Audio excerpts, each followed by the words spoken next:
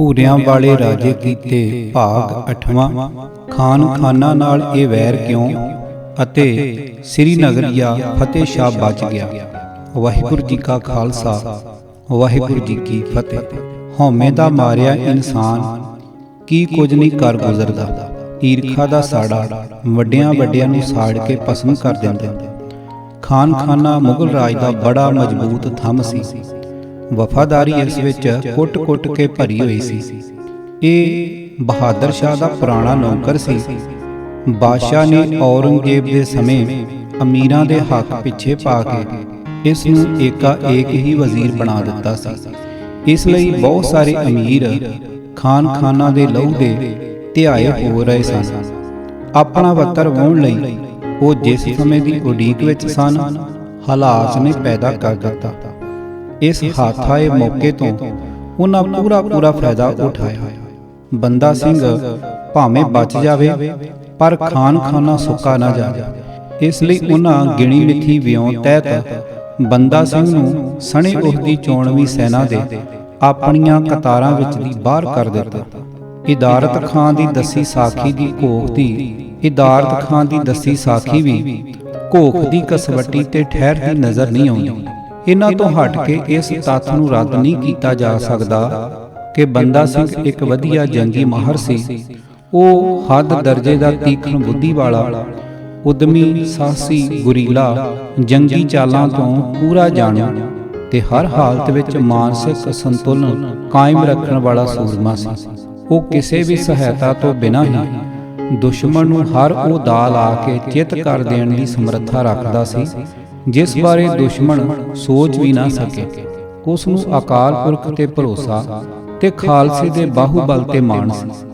ਗੱਲ ਜੱਚਦੀ ਨਹੀਂ ਕਿ ਕੱਲ ਆਈ ਫੌਜ ਨੂੰ ਖੁਫੀਆ ਰਾਹ ਦਾ ਪਤਾ ਹੋਵੇ ਤੇ ਉਸ ਨੂੰ ਜੋ ਇੰਚ ਚਫੇਰੇ ਤੋਂ ਜਾਣੂ ਹੈ, ਖੁਫੀਆ ਰਾਹ ਦਾ ਪਤਾ ਹੀ ਨਾ ਹੋਵੇ। ਹਾਂ, ਸਭ ਤਰ੍ਹਾਂ ਨਿਪੁੰਨ ਹੁੰਦਿਆਂ ਦੁਸ਼ਮਣ ਦੀ ਕਿਸੇ ਕਮਜ਼ੋਰੀ ਨੂੰ ਜੋ ਵਰਤ ਗਿਆ ਹੋਵੇ ਤਾਂ ਉਸ ਦਾ ਹੱਕ ਸੀ।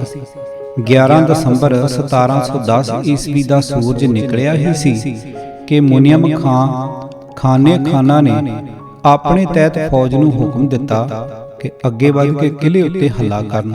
ਵਿਰੋਧਤਾ ਕਰਨ ਵਾਲੇ ਸਿੱਖਾਂ ਨੂੰ ਵੱਢ ਕੱਟ ਕੇ ਪਹਾੜੀ ਉੱਤੇ ਚੜ੍ਹਨ ਤੇ ਦੂਜੇ ਲਸ਼ਕਰ ਤੋਂ ਪਹਿਲਾਂ ਕਿਲਾ ਸਰ ਕਰ ਲੈਣ ਦਾ ਨਾਮਣਾ ਖੱਟਣ। ਉਹ ਇਹ ਭਲ ਪ੍ਰਾਪਤ ਕਰਕੇ ਪਾਤਸ਼ਾਹ ਦੀ ਨਜ਼ਰ ਵਿੱਚ ਸੁਰਖਰੂ ਹੋਣਾ ਚਾਹੁੰਦਾ ਸੀ। ਇਹ ਦੂਜਾ ਹੱਲਾ ਬਾਦਸ਼ਾਹ ਦੀ ਦੂਸਰੀ ਹੁਕਮ ਅਦੂਲੀ ਸੀ। ਇੱਕ ਹੁਕਮ ਅਦੂਲੀ ਉਹ ਪਹਿਲਾਂ ਕਰ ਚੁੱਕਾ ਸੀ। ਬਾਦਸ਼ਾਹ ਨੇ ਜਦ ਸੋਮ ਨਦੀ ਦੇ ਕੰਢੇ ਤੇ ਕੈਂਪ ਲਾਇਆ ਤੇ ਲੋਹਗੜ੍ਹ ਦੁਆਲੇ ਘੇਰਾ ਪਾਇਆ, ਉਸ ਨੇ ਹੁਕਮ ਦਿੱਤਾ ਸੀ ਕਿ ਉਸ ਦੇ ਆਦੇਸ਼ ਤੋਂ ਬਿਨਾਂ ਕੋਈ ਵੀ ਜਰਨੈਲ ਆਪਣੇ ਆਪ ਅੱਗੇ ਵੱਧ ਕੇ ਸਿੱਖਾਂ ਉੱਤੇ ਹਮਲਾ ਨਾ ਕਰੇ। ਸ਼ਾਹੀ ਫੌਜ ਦਾ ਜੋ ਨੁਕਸਾਨ ਸਿੱਖਾਂ ਕੀਤਾ, ਬਹਾਦਰ ਸ਼ਾਹ ਦੇ ਧਿਆਨ ਵਿੱਚ ਸੀ। ਉਹ ਨਹੀਂ ਸੀ ਚਾਹੁੰਦਾ ਕਿ ਫੌਜ ਦਾ ਅਜਾਈਂ ਨੁਕਸਾਨ ਹੋਈ ਜਾਵੇ, ਜਿਸ ਨਾਲ ਸਿਪਾਹੀਆਂ ਦੇ ਮਨ ਤੇ ਮਾੜਾ ਅਸਰ ਹੋਣ ਦਾ ਖਦਸ਼ਾ ਸੀ। ਨਾਲ ਹੀ ਉਹ ਦ੍ਰਿੜ ਸੀ ਕਿ ਬੰਦਾ ਸਿੰਘ ਦੇ ਜਿਉਂਦਿਆਂ ਮੁਗਲ ਰਾਜ ਸੁਰੱਖਿਅਤ ਨਹੀਂ। ਉਹ ਬੰਦਾ ਸਿੰਘ ਨੂੰ ਜਿਉਂਦੇ ਜਾਂ ਮਰੇ ਨੂੰ ਆਪਣੇ ਸਾਹਮਣੇ ਵੇਖਣਾ ਚਾਹੁੰਦਾ ਸੀ। ਆਪਣੇ ਸਭ ਤੋਂ ਵੱਡੇ ਵੈਰੀ ਦਾ ਕਰੜਾ ਚੁਗਿਰਦੇ ਘੇਰਾ ਪਾ ਕੇ ਇਹਤਿਆਤ ਕਰ ਰਿਹਾ ਸੀ ਕਿ ਬੰਦਾ ਸਿੰਘ ਹੱਥ ਆਇਆ ਨਾ ਨਿਕਲ ਜਾਵੇ। ਸਿੱਖ ਆਗੂ ਦੀ ਸ਼ਕਤੀ ਦਾ ਤੌਖਲਾ ਸੀ ਤੇ ਉਹ ਕੋਈ ਵੀ ਐਸਾ ਕੱਚਾ ਕਦਮ ਨਹੀਂ ਸੀ ਚੁੱਕਣਾ ਚਾਹੁੰਦਾ ਜਿਸ ਦੇ ਫਲ ਸਰੂਪ ਪਛਤਾਵਾ ਹੋਵੇ। ਇਸੇ ਲਈ ਉਸਨੇ ਸਾਰੇ ਜਰਨੈਲਾਂ ਨੂੰ ਪੂਰੇ ਜਾਬਤੇ ਵਿੱਚ ਰਹਿਣ ਦੇ ਆਦੇਸ਼ ਦਿੱਤੇ ਸਨ। ਉਹ ਹਰ ਸੂਰਤ ਵਿੱਚ ਬੰਦਾ ਸਿੰਘ ਨੂੰ ਫੜਨਾ ਚਾਹੁੰਦਾ ਸੀ ਤੇ ਕੋਈ ਐਸਾ ਰਸਤਾ ਖੁੱਲ੍ਹਾ ਨਹੀਂ ਸੀ ਰਹਿਣ ਦਿੱਤਾ ਕਿ ਸ਼ੇਰ ਸ਼ਿਕਾਰੀਆਂ ਹੱਥ ਆਇਆ ਨਿਕਲ ਜਾਵੇ। ਖਾਨ ਖਾਨਾ ਦਾ ਹੱਲਾ, ਜਿਸ ਦੀ ਭਾਵੇਂ ਪਾਤਸ਼ਾਹ ਵੱਲੋਂ ਆਗਿਆ ਨਹੀਂ ਸੀ ਲਈ ਗਈ, ਇੰਨੀ ਕਾਹਲੀ ਤੇ ਜ਼ੋਰਦਾ ਸੀ ਕਿ ਫੌਜ ਬੜੀ ਤੇਜ਼ੀ ਨਾਲ ਕਿਲੇ ਵੱਲ ਵਧਣ ਲੱਗੀ। ਉਧਰ ਕਿਲੇ ਅੰਦਰ ਗੁਲਾਬ ਸਿੰਘ ਤੇ ਉਸ ਦੇ ਮੁੱਠੀ ਭਰ ਸਾਥੀਆਂ ਨੇ ਏਡੇ ਵੱਡੇ ਟਿੱਡੀ ਦਾ ਲੱਗੇ ਕਿੰਨਾ ਕੁ ਚਿਰ ਅੜ ਸਕਣਾ ਸੀ। ਉਹ ਪੂਰਾ ਟਿਲ ਲਾ ਕੇ ਅੜੇ ਤੇ ਫੌਜ ਸਿੱਧੀ ਰਵਾਂ-ਰਵੀਂ ਆ ਕੇ ਕਿਲੇ ਤੇ ਕਾਬੂ ਨਾ ਪਾ ਸਕੀ। ਗੁਲਾਬ ਸਿੰਘ ਦਾ ਇਹੋ ਸਫਲ ਮਨੋਰਥ ਸੀ ਕਿ ਫੌਜ ਨੂੰ ਅਸਲੀਅਤ ਦਾ ਪਤਾ ਨਾ ਲੱਗ ਸਕੇ। ਬੰਦਾ ਸਿੰਘ ਤੇ ਉਸ ਦੇ ਸਾਥੀਆਂ ਅਤੇ ਫੌਜ ਵਿਚਕਾਰ ਜਿੰਨੀ ਵਿੱਥ ਪੈ ਸਕੇ ਓਨੀ ਠੀਕ ਹੈ। ਓੜਕ ਨੂੰ ਕਿਲਾ ਸਾਰ ਹੋ ਗਿਆ ਤੇ ਗੁਲਾਬ ਸਿੰਘ ਤੇ ਉਸ ਦੇ ਸਾਥੀ ਫੜ ਲਏ ਗਏ। ਲਾਗਲੇ ਪਿੰਡਾਂ ਦੇ ਉਹ ਮਰਦ ਤੀਵੀਆਂ ਤੇ ਬੱਚੇ ਜਿਨ੍ਹਾਂ ਫੌਜ ਤੋਂ ਡਰਦਿਆਂ ਬੰਦਾ ਸਿੰਘ ਪਾਸ ਪਨਾਹ ਲਈ ਹੋਈ ਸੀ ਵੀ ਫੜ ਲਏ ਗਏ। ਪਹਿਲੇ ਦਿਨਾਂ ਦੀ ਲੜਾਈ 'ਚ ਜ਼ਖਮੀ ਹੋਏ ਸਾਰੇ ਸਿੱਖ ਕਤਲ ਕੀਤੇ ਗਏ। ਕਿਲੇ ਵਿਚਲਾ ਮਾਲ ਅਸਬਾਬ, ਕਈ ਵਧੀਆ ਘੋੜੇ, ਊਠ, 5 ਹਾਥੀ, ਭਾਰ ਵਾਲੀਆਂ ਖਚਰਾਂ, 3 ਵੱਡੀਆਂ ਤੇ 17 ਛੋਟੀਆਂ ਤੋਪਾਂ, ਕੁਝ ਬੰਦੂਕਾਂ, ਤਲਵਾਰਾਂ, ਉਹ ਚਾਨਣੀ ਜਿਸ ਦੀਆਂ ਚੋਭਾਂ ਚਾਂਦੀ ਦੀਆਂ ਸਨ, ਚਾਂਦੀ ਦੇ ਸਿੱਕੇ, ਅਸ਼ਰਫੀਆਂ, ਜੋ ਮਿਲਾ ਕੇ 8 ਲੱਖ ਦੀ ਰਕਮ ਬਣਦੀ ਸੀ, ਸਭ ਜੇਤੂ ਫੌਜ ਦੇ ਹੱਥ ਲੱਗਾ। ਸ਼ਾਹੀ ਕੈਂਪ ਵਿੱਚ ਜਦ ਕਿਲੇ ਦੇ ਸਰ ਹੋਣ ਤੇ ਬੰਦਾ ਸਿੰਘ ਦਾ ਸਾਥੀਆਂ ਸਮੇਤ ਫੜੇ ਜਾਣ ਦੀ ਖਬਰ ਪਹੁੰਚੀ ਤਾਂ ਪਾਤਸ਼ਾਹ ਤੋਂ ਲੈ ਕੇ ਛੋਟੇ ਤੋਂ ਛੋਟੇ ਕਰਮਚਾਰੀ ਤੱਕ ਕੰਬੂ ਵਿੱਚ ਖੁਸ਼ੀ ਵਿੱਚ ਝੂਮ ਉੱਠਿਆ। ਭਾਂਤ ਭਾਂਤ ਦੀਆਂ ਗੱਲਾਂ ਕਰਨ, ਖਾਸ ਕਰ ਮੌਲਵੀ ਮਲਾਣੇ ਜੋ ਸਵੇਰ ਤੱਕ ਜਲ ਤੂੰ ਜਲਾਲ ਤੂੰ ਪੜ੍ਹਦੇ ਤੇ ਬੰਦੇ ਦੇ ਡਰੋਂ ਦੁਆਈ ਮੰਗਦੇ, ਯਾ ਅੱਲਾ ਸਾਨੂੰ ਕਿਵੇਂ ਇਸ ਤੋਂ ਬਚਾ ਕੇ ਘਰ ਵਾਪਸ ਬੱਚੇ ਦਾ ਮੂੰਹ ਵਿਖਾ, ਇਸ ਨੂੰ ਹੀ ਕਾਮਯਾਬੀ ਬਖਸ਼ ਜੋ ਇਹ ਕਿਧਰੇ ਨਿਕਲ ਜਾਵੇ, ਸਾਨੂੰ ਇਸ ਅਜ਼ਾਬ ਤੋਂ ਨਿਜਾਤ ਮਿਲੇ। ਹੁਣ ਸਾਰੀ ਨੇਕਨਾਮੀ ਆਪ ਲੈਣ ਲਈ ਕਹਿ ਰਹੇ ਸਨ। ਹਰ ਕੋਈ ਕਹੇ ਕਿ ਮੇਰੀ ਦੁਆ ਦਾ ਹੀ ਅਸਰ ਹੈ, ਜੋ ਕਬੂਲ ਹੋਈ ਹੈ ਤੇ ਇਹ ਵੈਰੀ ਫੜਿਆ ਗਿਆ ਹੈ। ਜਣਾ ਖਣਾ ਦੁਆ ਦਾ ਸਿਹਰਾ ਆਪਣੇ ਸਿਰ ਬੰਨੇ। ਸਾਰੇ ਕੈਂਪ ਵਿੱਚ ਈਦ ਵਰਗੀਆਂ ਖੁਸ਼ੀਆਂ ਸਨ। ਉਸ ਸਮੇਂ ਇਹ ਰਿਵਾਜ ਸੀ ਕਿ ਜਦ ਕੋਈ ਅਮੀਰ ਆਪਣੇ ਜਿੰਮੇ ਲੱਗੀ ਮੁਹਿੰਮ ਨੂੰ ਸਰ ਕਰਕੇ ਆਉਂਦਾ ਤਾਂ ਉਸ ਦੇ ਅੱਗੇ ਅੱਗੇ ਉਸ ਦੀ ਜਿੱਤ ਦੀ ਖੁਸ਼ੀ ਦੇ ਢੋਲ, ਨਗਾਰੇ ਤੇ ਬਾਜੇ ਵੱਜਦੇ ਆਉਂਦੇ।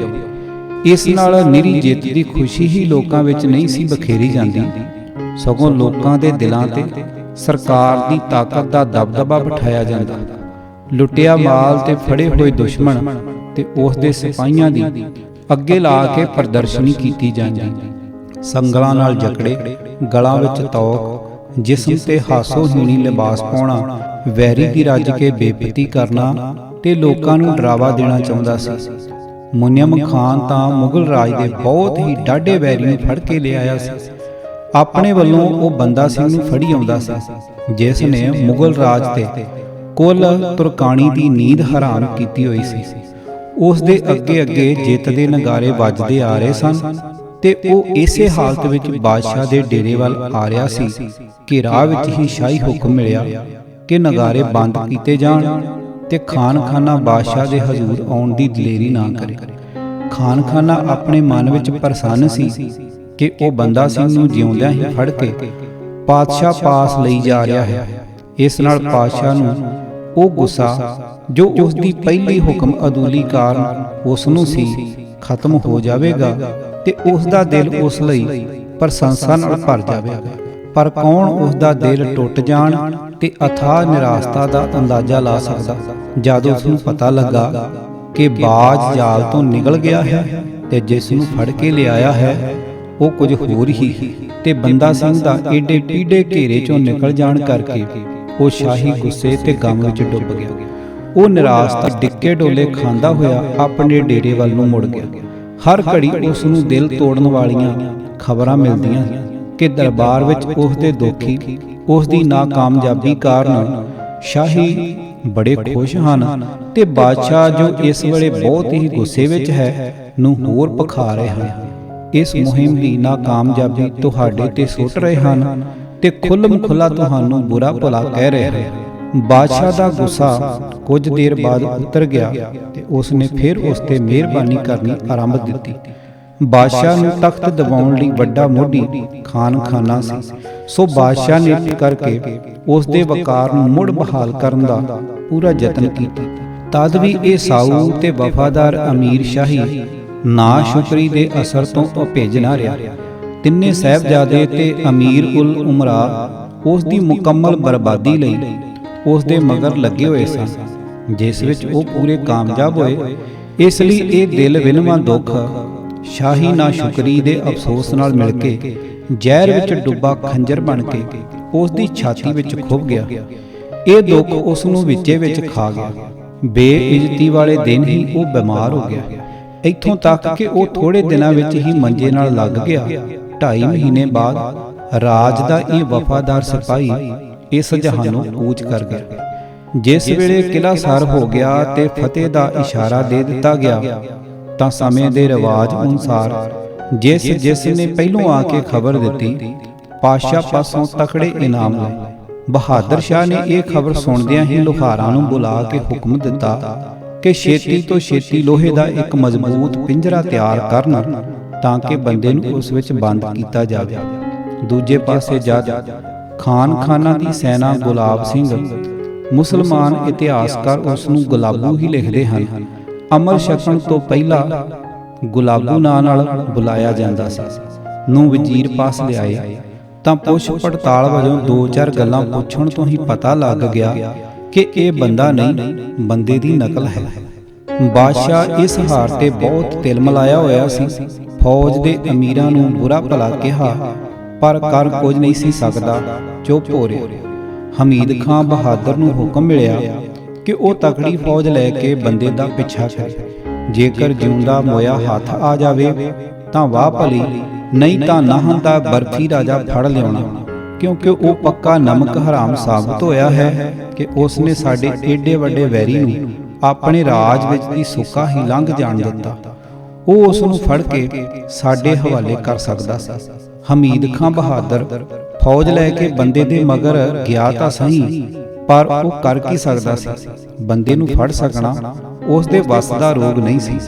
जिस तेज रफ्तारी नाल वह पहाड़ां दे विंगे टेढ़े राहां थाणी जिन्हां दा केवल उस नूं ही पता सी निकल गया, हमीद खां उस नूं परां नाल उड़ के भी नहीं सी फड़ सकदा। शाही सेना ने जोर तां बहुत मारिया पर उस नूं बंदा सिंह दा कोई पता ना लगा। हरफली होई शाही सेना दा गुस्सा नाहन दे राजे ते निकलिया। उस नूं कैद करके खान खाना पास लियांदा गया। नाहन दा बर्फी राजा भूप प्रकाश राजा हरि प्रकाश दा पुत्र सी। हरि प्रकाश दे मरण ते औरंगजेब ने भूप प्रकाश दे छोटे भरा नूं गद्दी देण दा लालच दिता सी जे ओह इस्लाम धर्म धारण कर लवे, पर उसने अपने धर्म नूं गद्दी नालों उचेरा समझिया ते औरंगजेब दी पेशकश ठुकरा दित्ती। भूप प्रकाश नूं गुलाब सिंह नाल बंदा सिंह वास्ते बने लोहे दे पिंजरे विच पा के दिल्ली नूं तोड़ दिता गया, जिथे उन्हां नूं जेल विच सुटिया गया। गुलाब सिंह दे साथी 30 सिंह जो नाल फड़े सन कतल कर दिते गए। मुहम्मद खां सरहंद वल्लों पातशाह पास आया ते 6 गड्ढे सिखां दे सिरां नाल भरे होए पेश कीते। श्रीनगरिया फतेह शाह बच गया।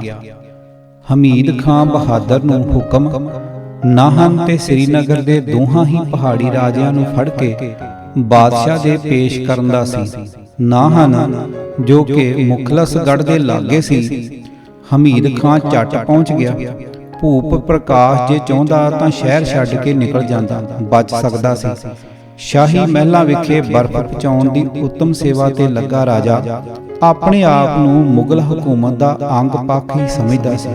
ਉਹ ਇਹ नहीं सी जानदा कि गुलाम भावें किन्नी भी जान जोखम विच पा के पातशाहां दी सेवा करन, उन्हां दे दिलां विच कदी ਇਹ एहसान दी भावना पैदा नहीं होया करदी। गुलामी विच यकीन रखण वालिਆਂ दी निगाह विच सेवा करदिਆਂ गुलामां दा मालक लई सिर दी बाजी ला जाना कोई अनोखी गल नहीं। मौत उस दी सेवा दा हिस्सा है। एक बार नहीं 100 वार आज़ादी खातर मरे वो किसी विशेष सलूक का हकदार नहीं। बस इहो ही गल भूप प्रकाश के संबंध विच समझ लई जावे। सो बहादुर शाह ने उसकी सेवा नूं रती नहीं गौलिया, झट पिंजरे विच बंद करके दिल्ली पहुंचा दिता। नाहन तो अगे हद फतेह शाह की रियासत श्रीनगर दी सी। ये श्रीनगर कश्मीर वाला नहीं, बल्कि ये शहर देव प्रयाग तो अगे अलकानंदा दरिया के खब्बे कंढे ते है। यह कमाऊ गढ़वाल का इलाका है। श्रीनगर बड़े उच्चे पहाड़ों विच घिरिया होया है। राह खैड़ा बिखड़ा होने करके हमीद खां इस पासे ना गया। फतेह शाह नूं पता चल गया सी कि उस नाल की बनन वाली सी। सो अपनी स्वामी भगती के प्रमाण वजों कीमती तोहफे पातशाह की सेवा विच भिजवा के अपनी नेक नीति ते सूझबूझ दा रंग जमा लिया। बादशाह ने अधीनगी ते तोहफे कबूल कर लए ते फतेह शाह सुरखरू हो गया। ਭੂਰਿਆਂ ਵਾਲੇ ਰਾਜੇ ਕੀਤੇ ਭਾਗ 8ਵਾਂ। ਪ੍ਰਿੰਸੀਪਲ ਸਵਰਨ ਸਿੰਘ ਚੂਸਲੇਵਾੜਾ। ਆਵਾਜ਼ ਭਾਈ ਗੁਰਜੰਟ ਸਿੰਘ ਰੂਪੋਵਾਲੀ।